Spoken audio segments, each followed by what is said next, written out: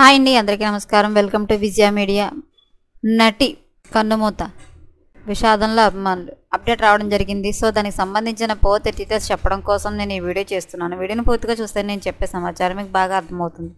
అలాగే వీడియో నచ్చితే వీడియోకి లైక్ ఇచ్చి నన్ను సపోర్ట్ చేయండి. చాలామంది సబ్స్క్రైబ్ చేసుకోకుండా చూస్తున్నారండి, తప్పకుండా సబ్స్క్రైబ్ చేసుకోండి.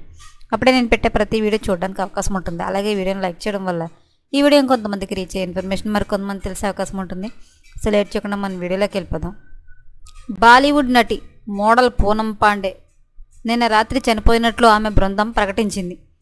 గర్భాశయ క్యాన్సర్తో పోరాడుతూ మరణించినట్లు అధికారిక ప్రకటనలో తెలిపింది.